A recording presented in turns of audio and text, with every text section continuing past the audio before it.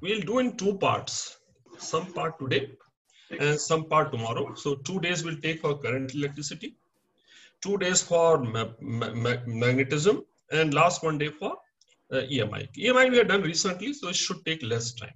Okay, let's go through. We'll go through the theory part also mostly, and we'll take up more numericals in the afternoon session. Okay, so let's get started. First thing, when we go through our basic theory, and what is current? So current is rate of net charge flow across an area, and which direction is taken positive? The direction in which the positive charge flows is taken as direction of current. So whenever we talk of a rate of flow, whenever we use the term rate, there are two values possible. There's average rate and there's instantaneous rate. When we write like this, it becomes average rate of current, average current, and this becomes instantaneous current. Okay, so let's take example of one question. Suppose this something is given. So can we solve this kind of question in time delta t? Number of alpha particles moving from left to right. So how are alpha particles moving? They are moving from left to right. And how many of them? Number of part molecular is n1. So n1 of alpha particles move from left to right. So which direction will the current will be? Since the positive charge is moving from left to right, direction of current will be in the same direction as direction of flow of positive charge. And during the same interval, number of electrons moving from right to left. Electrons are moving in the reverse direction. So if this is direction of electron motion, the direction of current will be the opposite. So what will happen if I take this one? Both currents will add up. So whenever positive and negative charge move in the opposite direction, current created gets in the same direction. And when we take the net charge flow, we add up both of them. So this is one typical thing. This is what we need to look at. Find average current. So we need to find delta Q and divide by time. So very simple. What is delta Q? How much is positive charge flowing through? Number of charge particles multiplied by charge on each particle. So each particle charge is 2e. Number of charge particles is n1. So that's the flow due to alpha particle. Similarly, electrons also charge on each electron is e and n2. So what is the net charge flow? I hope all are clear. Why are we adding it up? Because both are creating current in the same direction. So whenever they are in the opposite sense, we add it up. When they are in the same direction, when positive and negative charge flows in the same direction, we take the difference of the two. So that's the average current. So that's our understanding of current. Okay. And second thing we understand, in case of even a charged particle, orbiting charged particle also behaves like a current loop. And in that case, current will, how do you find the current here? If I take any cross section, what is the charge, net charge flow through this cross section? If it is steady current, we can define steady current in one more way. The steady current is also equal to charge flow through the area in 1 second. Okay, because it's a rate of charge flow, if it is not varying, so we can take time interval as 1 second. So how many times the charge will cross this cross section? If frequency is f, it will cross f times. So what is the net charge flow in 1 second? Q into f. That is the current. So orbiting charge. So Q into f is taken as. And if it is positive charge in the direction of orbit, the current is. If it is a negative charge, direction of current is opposite to the direction of motion of charge particle. Okay.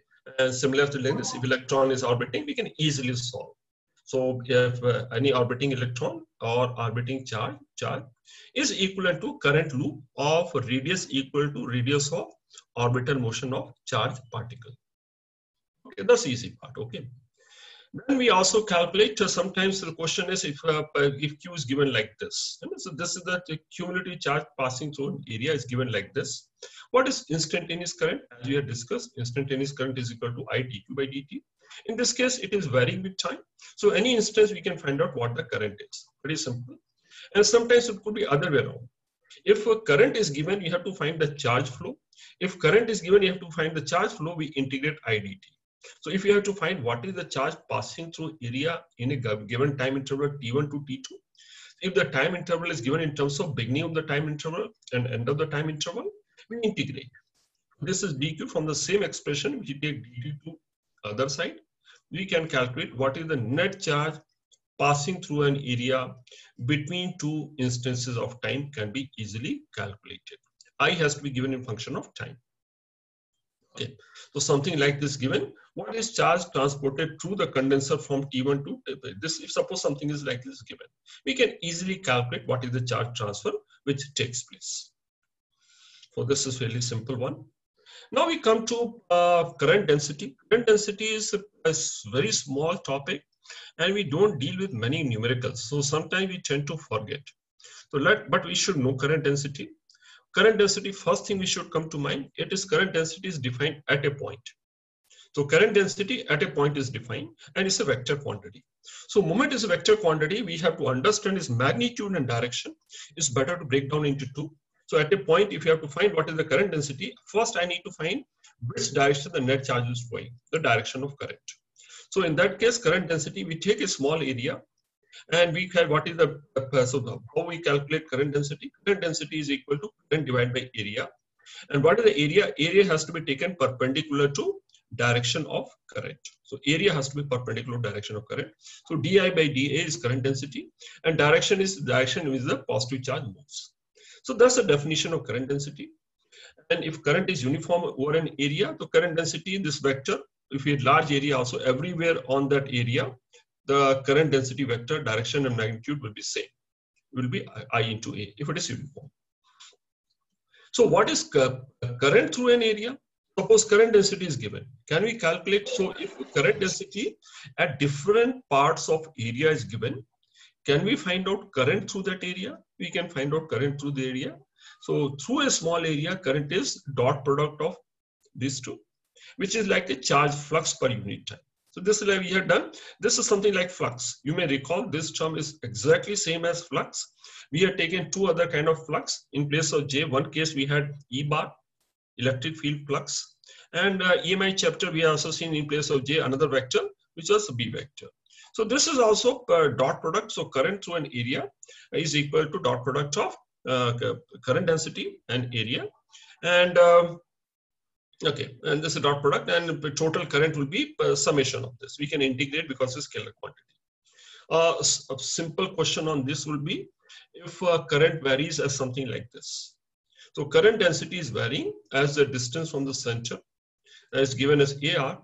So what is the current flowing through the wire of radius R? If this is what we need to calculate, so we can divide. So I think this is pretty easy question.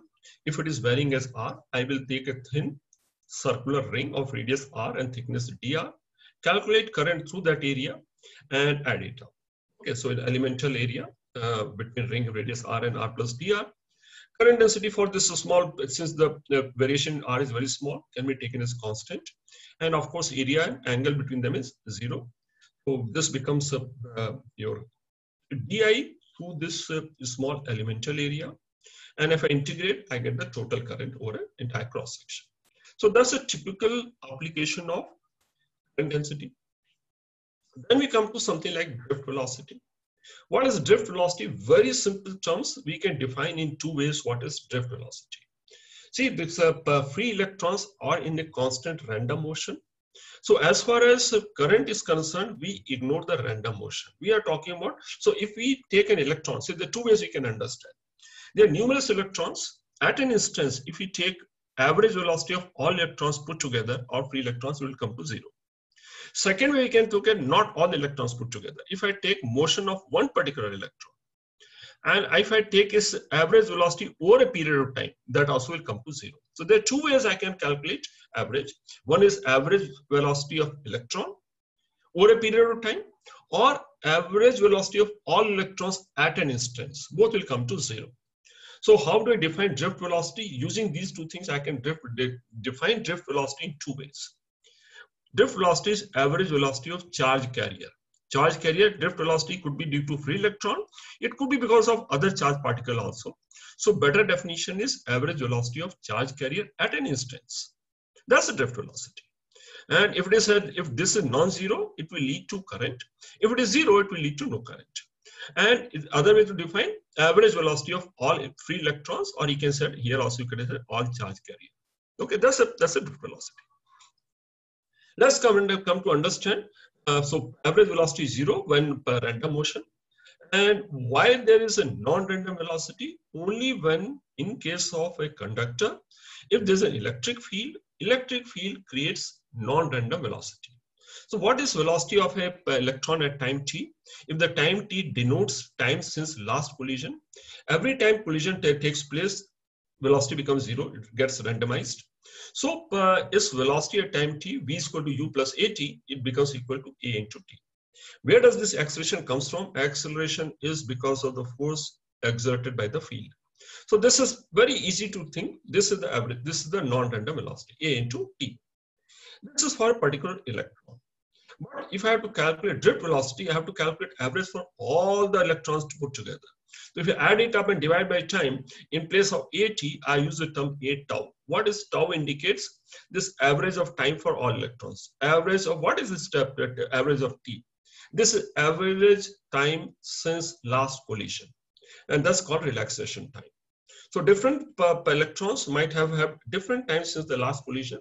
The one which had just had a last collision, t will be small, its non-random velocity will be small. The one had larger time since last collision will have larger non-random velocity. We take mean of them and we can arrive at what is the mean value, which is a tau. What is drift velocity? Very simple to remember, a tau. Acceleration into time, and tau is the relaxation time. So this is drift velocity, and a is also easy to calculate. What is acceleration? Force by mass. So if I write what is force, charge into field divided by mass, this becomes drift velocity. Yes. Yes, sir. So here, acceleration into time should be v by 2, right? No, actually, see, if you read S.C. Verma, they have taken, see, the different ways of defining. There's something mean time since last collision. There's something mean time between successive collision. I'm taking this quantity because this is what NCERT book refers to. And there's the difference between what NCERT has mentioned and what S.C. Verma mentions. But we will take this one, which is given in NCERT book, because that will be taken as final.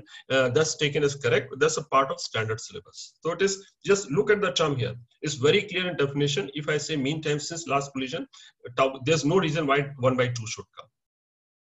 Okay, so this is velocity. So drift velocity is easy to remember. What is drift velocity? It's average velocity. Acceleration into tau. What is acceleration? This is also easy to remember. No.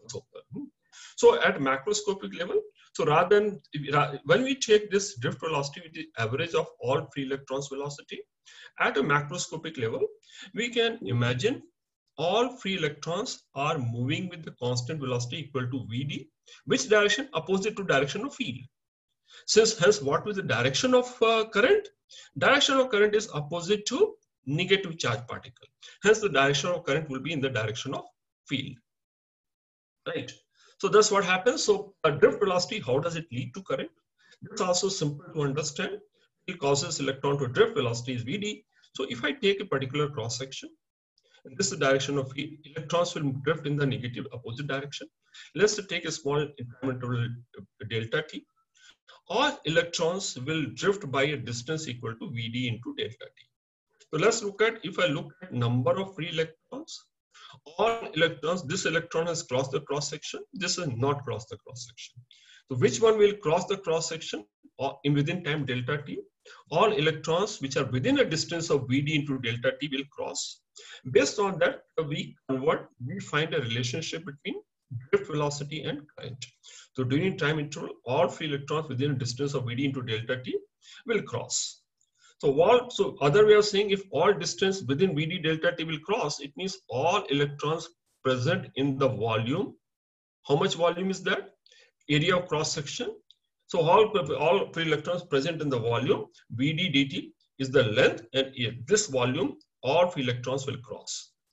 So that is the number of free electrons per unit volume, and we multiply by this volume into number of free electrons per unit volume, and then multiply by charge. I get the value of current. What is charge crossing? So I'll not go into so much of detail. So if I just substitute these values, I get the current is equal to NEAVD. This is an important formula we should remember. So one of the formula what we need to remember is this: current is equal to, and very easy to arrive at. Some of you, if mentally you are clear, you can derive this formula in 10 seconds. So that's value of current. What is N here? N is the property of the material. Number of free electrons per unit volume is a property of material. It may depend on the temperature. So as long as temperature and the material remains unchanged, this term is a constant. So which will change as the field changes, VD term alone changes. Okay. So when this is current, if I divide, yeah, somebody has your audio on, is creating disturbance. Please put this audio off. So current density is what? Current by area. So this term, if divide by area, it becomes current density. And this is the term which is current density. And so it gives me a relationship between two vector quantities, current density and E. So where the negative term has gone, current direction of current is opposite. So minus minus becomes plus. So current density, it relates current density to field. And this term becomes a constant. This whole term constant is called, when we take J is equal to, this is conductivity. And inverse of this is resistivity. So what I can write as, if I take resistivity, E is equal to rho times J. That's the relationship. Higher the resistivity is for same field, lower the current density is, lower the current is. So from here, can I find the value of rho? I can easily find the value of rho, resistivity, from this derivation. Okay, sigma is called conductivity and rho is called, and it depends on which two quantities, depends on material and temperature. And okay, so let's look at this. So this I is equal to NEVD, consider length and. So when we have, this is the current, this is the formula what we arrived in the previous one. From this, we can come to Ohm's law. What do we do here? What is field equal to? If the cross section is uniform, if length is L, E into L is the potential. So in place of E, if I can substitute V by length, if I substitute in place of E, V by L, it gives me equation between V and I, which is Ohm's law. If I substitute these values, I get this expression, something like this. And it comes something like this, V is equal to I, this relationship. So this whole term is nothing but R. And if I write this term as rho, it becomes rho L by A, which is R. So this V is equal to rho LA by R. And what is the rho term here? From here, I get the value of rho, which I have seen in the previous case also. So what is resistivity of a material, which is the property of the material, is mass. What is the mass here? Which mass do we take here? Mass of the charge carrier or electron here. And is the number of free electrons or free charge particles per unit volume, charge of the charge carrier. And what is tau here? Tau is time since last collision. And this value, if how does tau changes?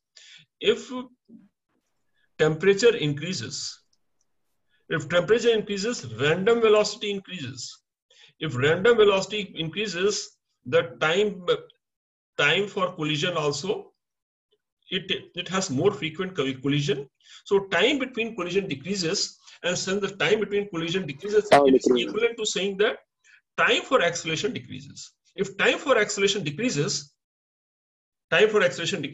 drift velocity also decreases. So increase in temperature leads to a smaller tau. Increase in temperature leads to a smaller tau. That's what we'll keep in mind. And when we increase the temperature, N increases by small number in case of conductor, and N increases by large number in case of semiconductor. And tau value in both the cases, as the temperature increases, tau decreases. So the resistivity is based on that understanding. So something like this. This is very simple. So you recall this question. Suppose conductor has a non-uniform section. This question is a good question to understand how the drift velocity will vary. So steady current. And in case what is given is steady current. What do we understand by steady current? If current is steady, it means any cross section, any two cross section if I take. Any two cross section if I take, if current is steady, so current through this cross section, charge entering this cross section has to be equal to charge leaving this cross section in the same period of time.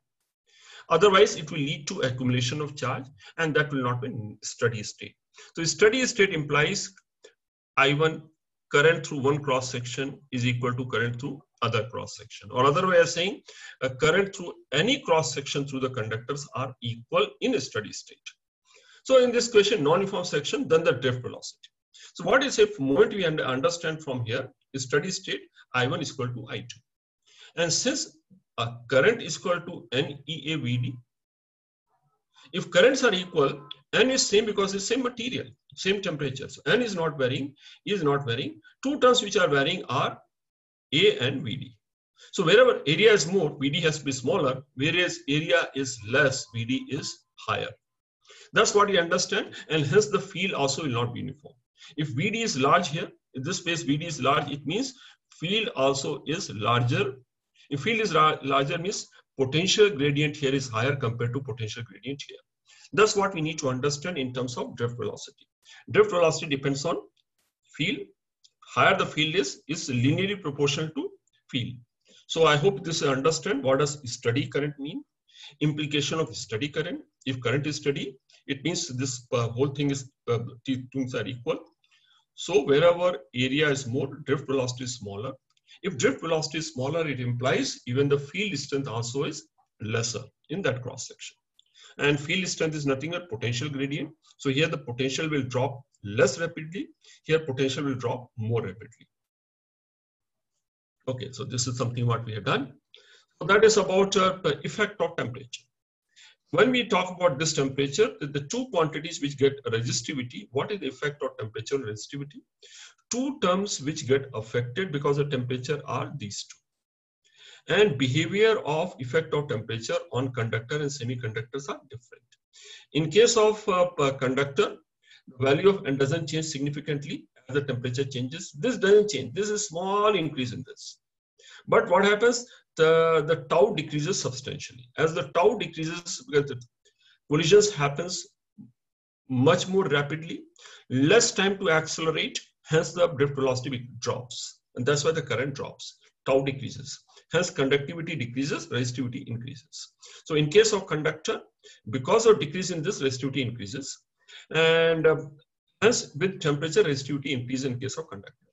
In case of in case of semiconductor, as the temperature increases, this increases substantially. There's a large increase in N as the temperature increases and tau drops.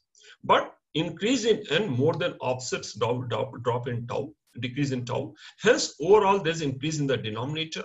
And since there's increase in denominator, with increase in temperature, resistivity drops. That's why the behavior of conductor and semiconductors are opposite to each other. As the temperature increases, the conductor resistance and resistivity increases, semiconductor decreases. This increases because of decrease in tau, and this happens because of increase in N and decrease in tau. This more than offsets, and that's why we come to effect of temperature. Effect of temperature resistance is linearly for a given conductor. For a small temperature range, we can assume that resistance is linearly dependent on resistivity. Why resistance is linearly dependent on resistivity? For given conductor, if as long as L and A, if we change in temperature, if the dimensions of conductor do not change substantially, this remains almost constant, which is true. As long as temperature change is not large, the length of the conductor and area of cross section won't change substantially. Effect of temperature on the dimensions are very small. R becomes proportional to rho. So both R have similar relationship. R is proportional to rho. Hence we write what equation we have for rho. Similar equation, what equation we have for resistivity. Similar equation we have for resistance also. And this is the equation. So what is alpha here? Alpha is the temperature coefficient of resistive resistance. Alpha is equal to fractional change in resistance per unit change in temperature. Fractional change in resistance. Because change in resistance will depend on the dimensions of the resistance, but fractional change, when we talk about fractional change, it becomes the property of the material. So fractional change in resistance for unit change in temperature is alpha. And using this, we get this relationship.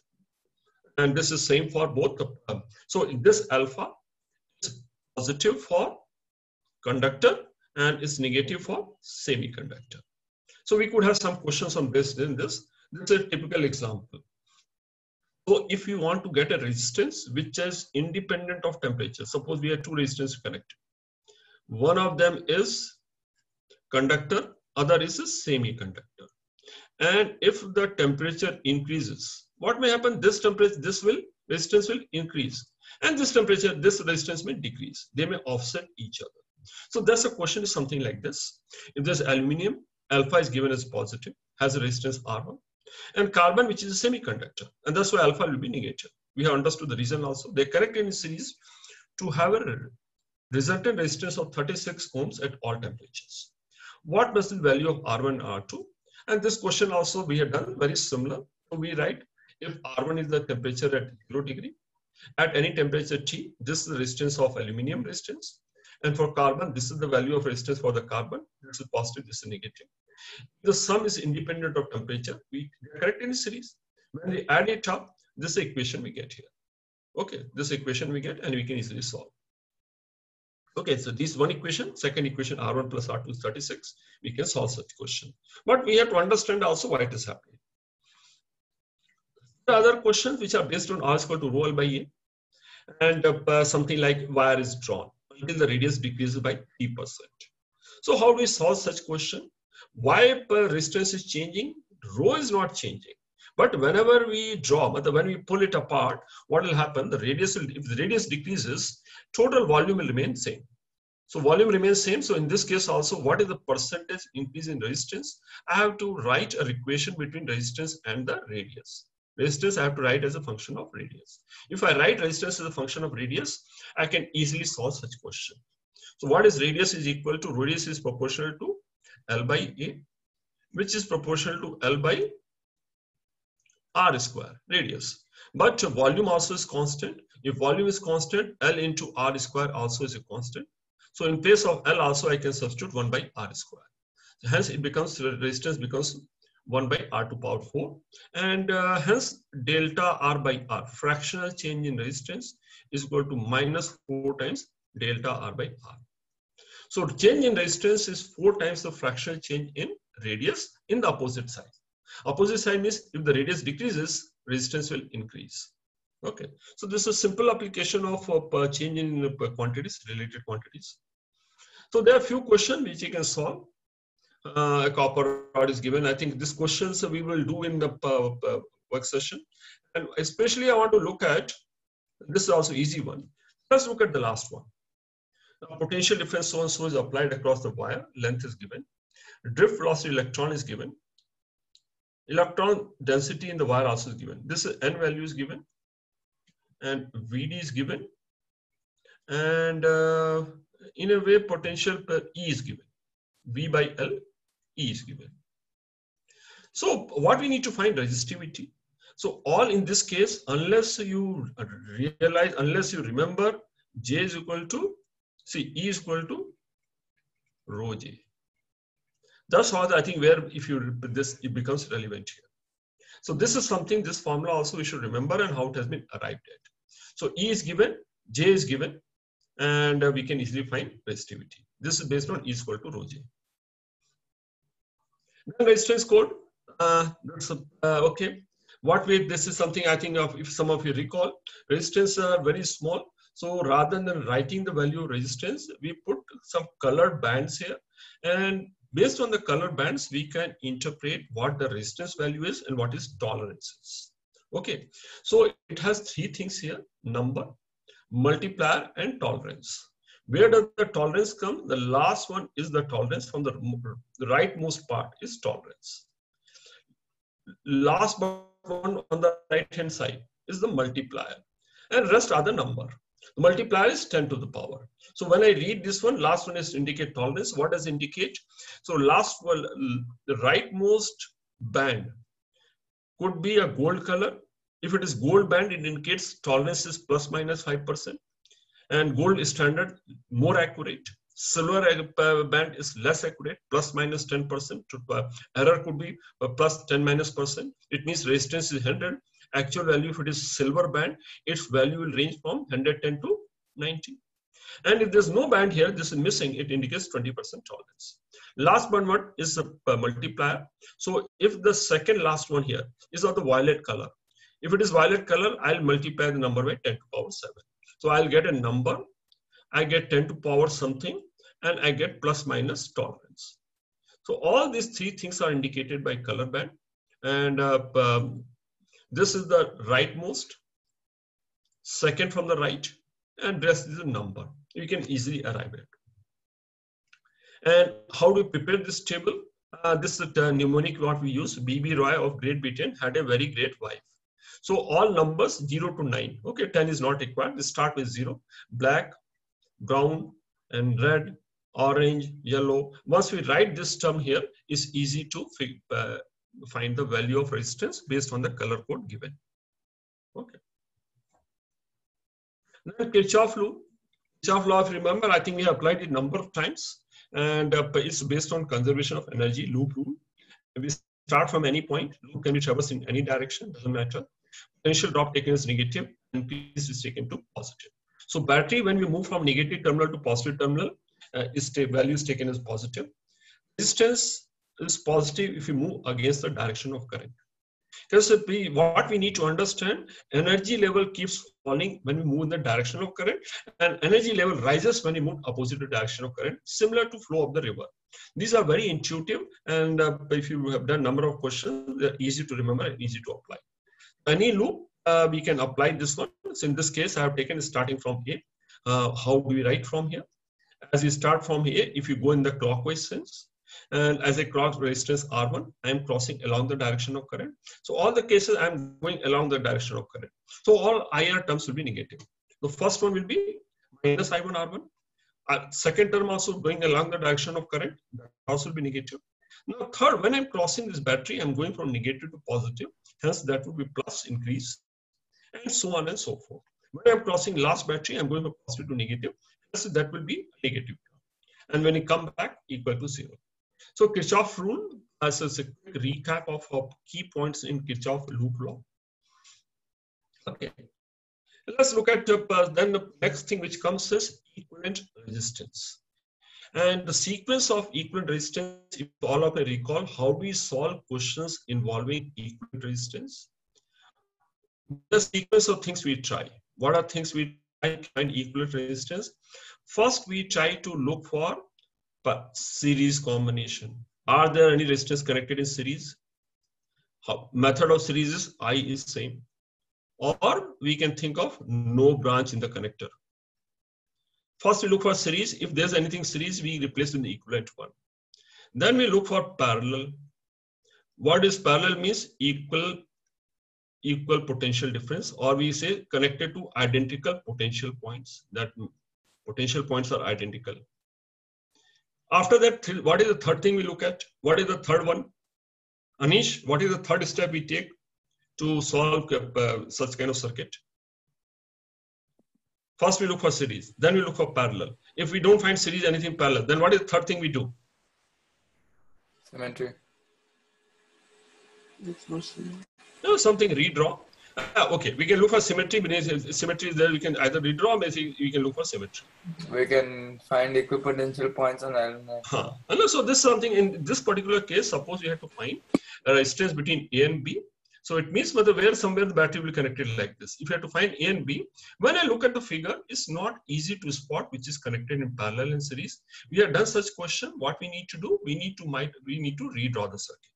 How do we redraw the circuit? I hope all of you recall. So from here, if I connect this point also is connected to A potential, and this point also is A potential. This is A potential. This also is A potential, and this part also is potential is A. And up to here, until I cross the resistance, potential does not change. This is B value, and this also is B value. So there are how many potential points, and this part is all these things are C potential. So there are 3 potential points. I can redraw the circuit starting with A, and other extreme is B, and there's a potential point C somewhere in between. I reconnect. First one 4 ohm is between A and C. So I draw this 4 ohm between A and C. And the second one 6 ohm is between A and C again. So this one now I spot, okay, those two are in parallel. So when I redraw, it becomes easier to spot. This is 6 ohm, how it is connected. And this one also is connected between A and B, 4 ohm. So what I do, again also redraw, I connect between the same identical potential points. And the final one, 1.6. 1.6 connected between C and B. So this is what the circuit is. And once we draw it like this, it becomes easy to identify. These two are in parallel. And once we replace the equivalent one, series and parallel, we can easily solve. Okay, redraw. Something like this. if you have to find equivalent distance between these 2 points. So our common understanding is, so you see here what will happen, because of symmetry, if this current is I1, this also has to be equal to I1. So both paths are identical. And from here, if this branch, okay, actually look at this, these 2 branches are also identical. So this, if this is I1 and if this is I2, this also will be I2. If this is I1 and I2, from B, potential will drop by 2 into I2. From here to here, potential will drop by 2 minus 2 into I2. So these 2 points will end up having equal potential. Or we can think of this is symmetrical line. All points on the plane of symmetry will have equal potential. So potential at this point and this point and this point are equal. If potentials are equal, no current will flow through these resistances. I can remove these 2 resistances. This is how we can make use of symmetry. Because symmetry, currents being equal, if currents are equal, the potential at this point and this point becomes equal. Any resistance connected between 2 points which are having equal potential, regardless of value of I, those resistors will never have any current flowing. We can as well remove them. Once we remove, it becomes easy. And another thing also what you can look at in terms of, if this is I1, this also has to be I1. And if this is I2, this also has to be I2. So again, here also what you could also do something, we could have directly connected these 2. Because this, whatever current is coming from this branch, same thing is going to this branch. So this junction, it is not playing its role, you can as well directly connect. So these are 2 ways we can solve such question. Let's look at the next one, something like this. So there's a uniform wire of, uniform wire. What is the purpose of uniform wire here? How do you use the uniform wire? What is meaning of uniform wire? Uniform implies resistance is proportional to length.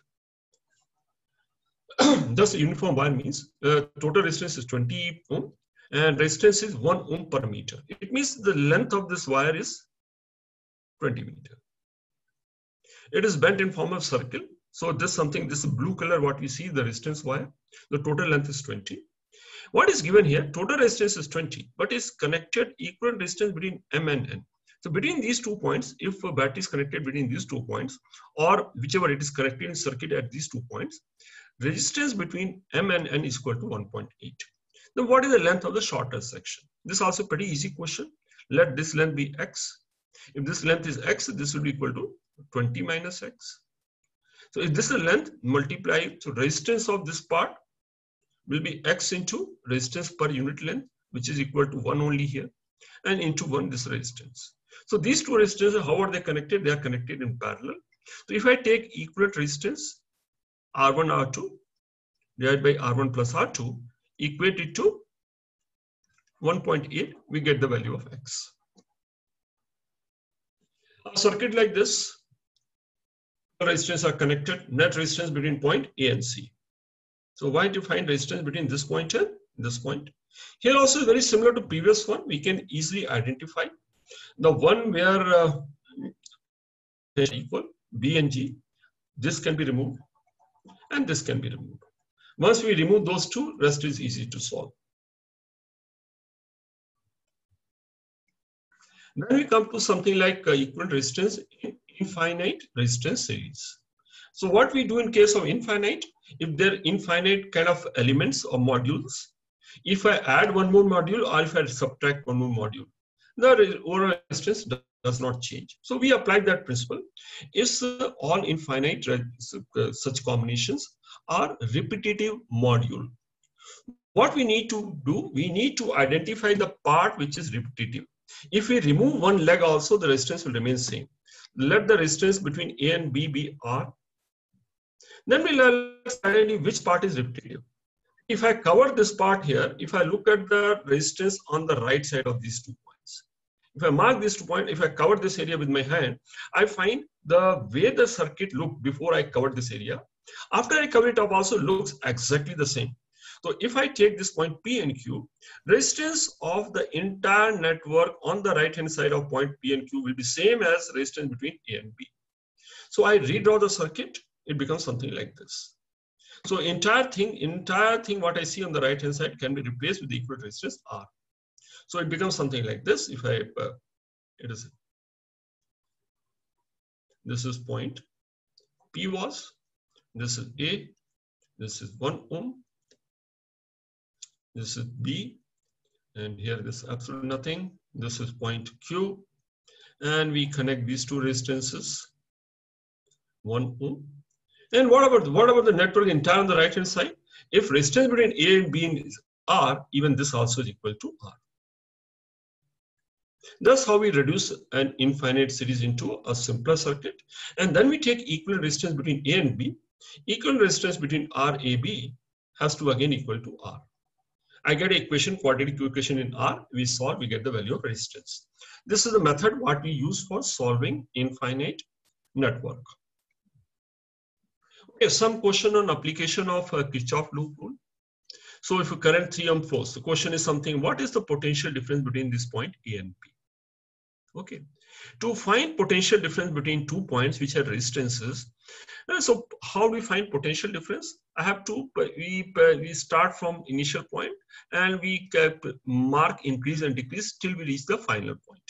But to calculate potential difference, I must know the value of current in resistances which are in its path. To find potential difference 2 points, first I need to find current flowing through.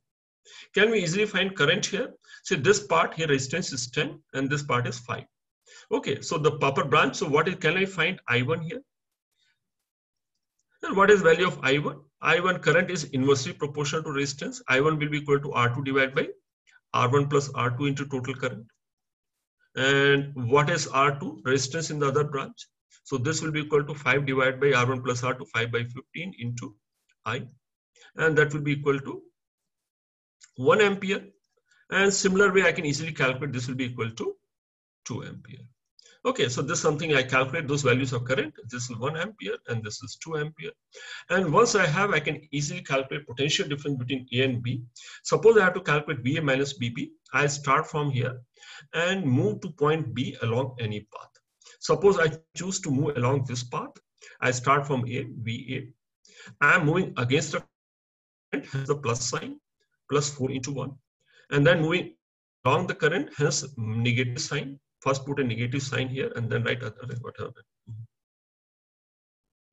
Okay, then put the negative sign here. 3 into 2. And I reach VB is equal to VB. And that's a method how we calculate potential difference. We need to know the resistance current in the circuit to find potential difference between 2 points by applying Kirchhoff loop. There are some questions involving switches. And we have mentioned every time whenever you operate a switch, the circuit changes. So whenever we draw a circuit before operation of switch, we draw a circuit after operation of switch, we get 2 circuits and we can solve the question. The question given, ammeter reading is same when both switches S1 are closed or open. So open also, whatever current is there, ammeter reading is same. Okay, in both the cases. Let's take 2 cases when switch is open. Okay, 2 circuits. When both switches are open, both switches closed. So this is a circuit we had drawn, both switches are open. If both are open, this resistance also not part of the circuit. This is how the circuit would look like. Okay. So in this case, can I find current in this branch where ammeter is connected? Ammeter is connected in this branch, anywhere it is same. So this is the value of I1 I can find out. What would I1 be equal to? 1.5 divided by total resistance, which is equal to 450. Second case, when both the switches are closed. When I close both the switches, this switch is closed here, and this switch is closed here. The moment I close the switch here, this switch is closed. What is happening? This resistance will become, it gets shorted. So this becomes, this resistance is gone. This is how the circuit looks like when both the switches are closed. Sorry, I think I didn't draw this. Other 100 one also will come. If both the switches are closed, this is something I missed drawing. Okay, this is how the circuit will look like. So again, this current I2 and I1 are same. So we can form an equation, find the value of R. The point is, whenever we have switch operation, we need to draw 2 circuits and solve 2 circuits. We can find all questions involving operation of switches. Coming to battery. Important point to understand in battery is what is terminal voltage, internal resistance, and how is the terminal voltage calculated. EMF is simple. EMF is the potential difference between terminals of the battery when no current is flowing. What is terminal voltage? Terminal is potential difference when the current is flowing. And how do we calculate terminal voltage? Is potential difference we calculate going from negative terminal to positive terminal. And what we notice here in the figure, you notice something here. What does this small r indicate? So this E is EMF of the battery. Resistance in a battery is actually between the terminals of the battery. But we don't draw the resistance here. By convention, though the resistance is within the plates, we draw it next to the battery. This resistance is inside. So when we draw the resistance outside, actual resistance is part of the battery. So we take this entire thing as battery. So when we have to calculate potential difference, I have to calculate potential difference as VA minus VB is the terminal voltage. VA minus VB is my terminal voltage. Now, two things are possible. Current may be flowing in this direction, which is normal way, in normal when batteries are connected. And it could be current may be flowing in the opposite direction. Let's look at internal resistance. First quantity is shown next to the battery. It's part of the battery. It is drawn outside. Hence, the whole thing becomes as a set of battery. And when we talk about terminal voltage, these are taken as terminals. B and A are taken in terminals of the battery. Terminal voltage VA minus VB. And if the current is flowing in this fashion, very easily by applying Kirchhoff loop rule, we can find out E minus IR. And when does the current flows in this direction? This is the case when battery is normally connected to circuit, discharging state. And this is when charging state. It must have been connected to potential difference which is greater than EMF of the battery. The current flowing within the battery from positive to negative state. Battery is getting charged. Here battery is supplying energy. Here battery is receiving energy. And what is the power it is supplying? Okay, what is energy is receiving? This is called charging state. In this case, we get charging state if we calculate. First of all, what is charging state? Current flow from positive terminal to negative terminal. And terminal voltage is E plus IR. Okay. Now, when two batteries are connected in series, so many circuits, what happen? We'll have multiple batteries. All multiple batteries can be reduced to one single battery with equivalent resistance. So when we replace equivalent battery, what are the things we need to find? Two things we need to find. What is the equivalent EMF and what is the equivalent internal resistance? Two types of combination. First, we'll deal with series combination and then we'll go into parallel combination. These two batteries are connected in series and this connected to external resistance R. Let's suppose there's only one battery. If there's only one battery, the value of I comes equal to what? If there's only one battery, I is equal to equivalent divided by the total resistance, R plus R equivalent. So we use this equation to find out E equivalent and R equivalent. In this case also we write what is the current in the circuit. When I write the current in the circuit using Kirchhoff loop rule, it becomes something like this. When I compare with standard battery equivalent battery, I compare with the equivalent battery equation. This whole term is equal to equivalent. And this term becomes equal to equivalent internal resistance. So what is this in one battery? We can see it will send the same current in the circuit as the combination of two batteries. So we can replace a series combination with an equivalent battery. And if both have same polarity, it will be E1 plus E2. If they are in the opposite sense, one is sending current in the clockwise, other in the anti-clockwise. If they have opposite polarity, the sign becomes negative. But this always remains positive. Resistance doesn't matter direction of current. Resistance will always be additive in nature. That's the equivalent to that. So this is the equivalent EMF and something like this. Let's try and solve this question. For 12 cells of each of EMF 12 volts. All are identical battery. Each is 2 volts. Connected in series. Among them, 3 cells are connected wrongly. What is the effective EMF of the battery? The effective EMF is what does it imply? Number of certain batteries are connected like this. But there are also few which are connected in the reverse polarity. So when we calculate, if I take this particular direction as positive EMF, they'll become negative. If 3 of them are connected wrongly, it means 9 of them are connected in the positive sense and 3 are connected in the negative sense. What is the equivalent EMF? Equivalent EMF is sum of all positive and plus minus sum of all negative. It will become 9E minus 3E. It becomes 6E. So every time a reverse polarity of one battery, actually EMF changes by 2E. So if there are 12 cells, if I reverse the direction of 6 cells, it will become an equivalent 0 EMF. And what will happen to R equivalent here? It doesn't matter whether connected properly or connected wrongly. Equivalent internal resistance will be equal to 12 R. Okay. Okay. This cell, two cells with the same EMF. This is also E. This also E, but different internal resistance. So R1 and R2 are not equal. They are connected in series to an external resistance R. What should be the value of R so that one cell potential drop across first cell is 0. So what is first potential drop across cell is 0 is equal to saying what? The terminal voltage about the battery is 0. TB1 is equal to 0. So see, first thing, let's understand what will be the terminal voltage for this battery if the current I is flowing in the circuit. Current is this direction. So what terminal voltage for the first one will be equal to E minus IR1, and TB2 will be equal to E minus IR2. So as you notice here, as the current keeps increasing, as the I keeps increasing, terminal voltage will keep on decreasing. Terminal voltage keeps on decreasing. Which one will drop to 0 first? Both cannot become negative. Which will drop to 0? One with the higher resistance will reach 0 terminal voltage first. So between the two batteries, which will become 0? If first one is becoming terminal voltage becoming 0, what does it imply? It implies that this one becoming 0 and this is positive. That's what it means.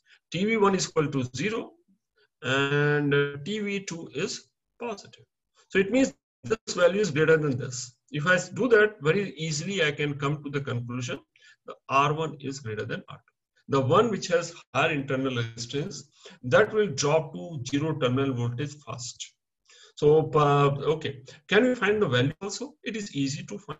If this terminal voltage is 0, so I can find the value of I and substitute, you can easily calculate.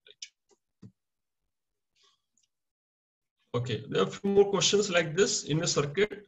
Suppose a circuit is like given. And the question is about in the circuit, galvanometer shows 0 deflection.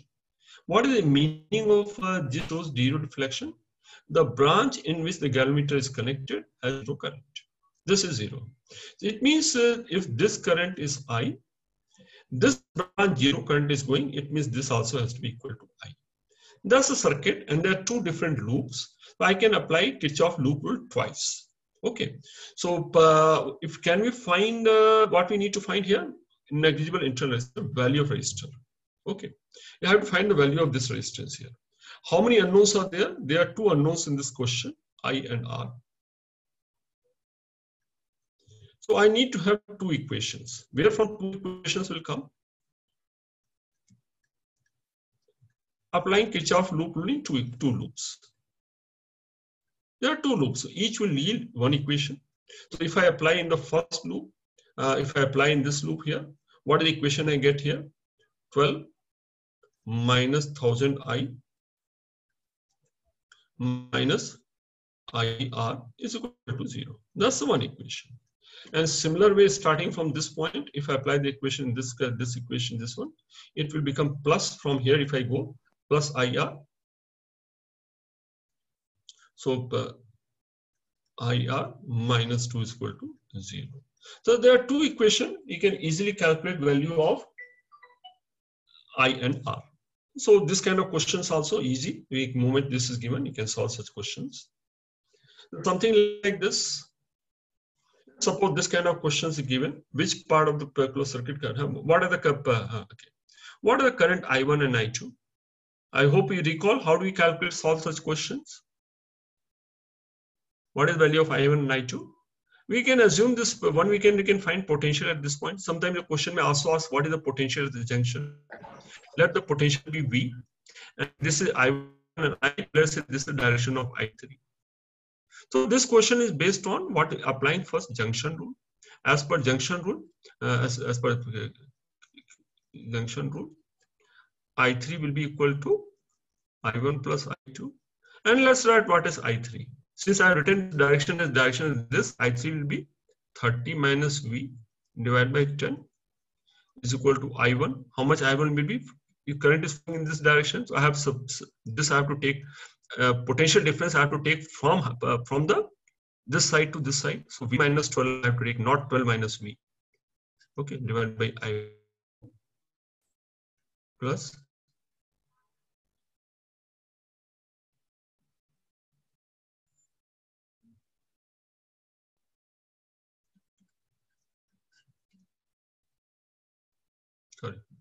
by 20, and this divided by 30. So we get the value of V. Once we get the value of V, we can easily find I1 and I2 on the other current values. Okay. Battery combination parallel. And in this case also, see, we apply to a loop, Kirchhoff loop rule twice. And with some manipulation, we get this value of I. We get. If this value of I, if we compare with single battery equation, compare with E equivalent divided by R per R equivalent, I get the value of equivalent EMF of the battery, two batteries connected in parallel, and equivalent resistance. Equivalent resistance is actually two resistors connected in parallel, so not a new equation. Is even into this EMF multiplied by other resistance plus this EMF multiplied by this resistance. Cross multiplication of EMF and the resistance divided by sum of the resistance. That's the equivalent EMF. Okay, so I can replace this also with equivalent EMF battery in equivalent resistance, and once it becomes a simpler circuit, suppose the question was to find current here, we can easily solve such question. So these are equivalent. If two are identical, then it becomes easy. R1 becomes equal to R2. In that case, equivalent EMF is equal to E. So even if you connected two batteries, each battery has 1.5, still the equivalent battery also will have same EMF as the EMF of each individual battery. So EMF does not change. Only thing what changes is the resistance. So when we connect batteries in parallel, EMF does not change, but internal resistance keeps decreasing. If two are connected, it becomes half of this initial value. If 10 of them are connected, it will become R by 10, and so on and so forth. Okay, based on battery combination, one important application is, suppose what is the value of resistance I should connect so that power consumption in resistance is maximum. Okay, so in this case also simple. Let the external resistance be X. We calculate power consumed in this. We calculate value of I in terms of this resistance and all, and power consumption I square R. So and condition for maximum power, we equate it to take its derivative to 0. What we find here, if this is given here, what value of this is only variable. So this is something we have a choice of. We can choose only this different value of R. What should the value of R I should select so that heating in this resistance is maximum, not rest of the circuit. The value of R should be equal to resistance in the rest of the circuit. So this capital R has to be equal to small r, which basically means if EMF battery is E, potential drop across this resistance is E by 2. From here to here, since the two resistances are equal, potential difference EMF also is equally shared. This also becomes E by 2. So that's a maximum power consumption theorem. Resistance, variable resistance should be equal to internal resistance or resistance rest of the circuit. And in that case, power consumption is how much? If this becomes E by 2, the power consumption becomes equal to V square by R. It becomes E by 2 square by R. That's the maximum power consumption. And then we have a combination of mixed grouping. Mixed grouping also, whatever things which are connected in series, first we can replace them in the equivalent one. And when all they become parallel, we apply the condition for parallel one. And this is also simple one. And we have done something.